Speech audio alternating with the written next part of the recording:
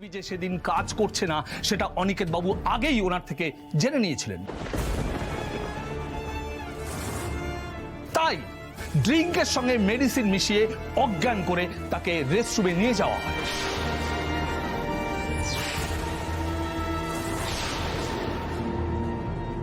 আর সেখানেই তার লালসার শিকার হয় এই রঞ্জনা।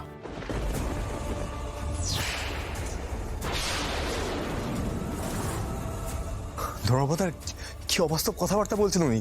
আপনি কি বলছেন উল্টোপাল্টা কথাবার্তা? আরে আমি তো উপাসনাকেই চিনতাম না দুদিন আগে পর্যন্ত। একটা অ্যাওয়ার্ড ফাংশনে আমার আর আমার স্ত্রীর সঙ্গে উপাসনার আলাপ হয়, তারপরে উনি আর ওনার বাবা আমার বাড়িতে এসে আমাকে আর আমার স্ত্রীকে এই রেস্ট্রো পাব ওপেনিং সেরিমনিতে ইনভাইট করেন, সেই জন্য আমরা গেছিলাম, দ্যাটস ইট। এবার ওই রেস্ট্রো পাবে কোথায় কি সিসিটিভি আছে কি নেই আমি কি করে জানবো? আবার জানার ইচ্ছাই বা হবে কেন? উনি মিথ্যে কথা বলছেন। উপাসনার সাথে কথা বলতে বলতে উনি সমস্ত খুঁটিনাটি জিজ্ঞাসা করে নিয়েছিলেন। সিসিটিভি কোথায় আছে, সিসিটিভি চলছে কি চলছে না, সমস্ত কিছু। আরে কি বলছো তুমি? কেন মিথ্যা কথা বলছো? ধর্মপতা আমি তাকে চিনতাম পর্যন্ত না। আচ্ছা আমি তো ওখানে যেতেও চাইনি, উপাসনা আমাকে ফোর্স করলো বলে আমি বাধ্য হয়েছিলাম ওকে নিয়ে ওই রেস্টরুমে যেতে। ততক্ষণে তো আমি অজ্ঞান হয়ে গেছিলাম মিস্টার মল্লিক। আপনার দেয়া ওই ওষুধ মেশানো ড্রিঙ্কসটা খেয়ে তারপর উপাসনার সঙ্গে আপনার কি কথা হয়েছে বা ও আপনাকে কি বলেছে সেটা নিয়ে আমার যথেষ্ট সন্দেহ আছে।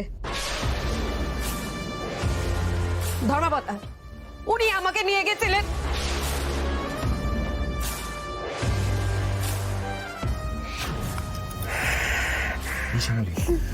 তো ঠিক আছে, তুই একটু বাইরে যাবি, একটু জল টল খাবি নাকি? না না ঠিক আছে। আমি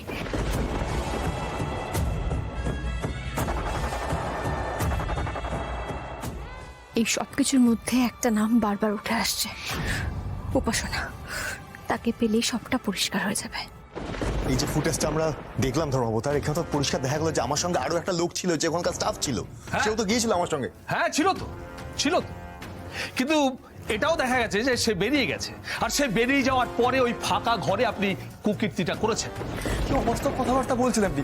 মানে আমি কি পকেটে করে মানুষকে অজ্ঞান করার ওষুধ নিয়ে ঘুরে বেড়াই নাকি? একটা ইনভিটেশনে যাচ্ছে ম্যাডাম, ওষুধ নিয়ে যাও, আর আমি কি করে জানবো ওখানে রঞ্জনা বলে কেউ থাকবে? কাল উপাসনা ফ্লাইটে ছিল, আজ কেন ফোন বন্ধ? এতবার ফোন করছি নট রিচেবল বলছে কেন? মহেশ্বর, এই সব কিছুর সঙ্গে উপাসনার চোখ নেই তো? হ্যাঁ এটা ঠিক, আপনি জানতেন না যে রঞ্জনা ওখানে থাকবে, কিন্তু ওরকম একটা রেস্ট্রো বারে যে অনেক তরুণী থাকবে সেটা আপনি জানতেন।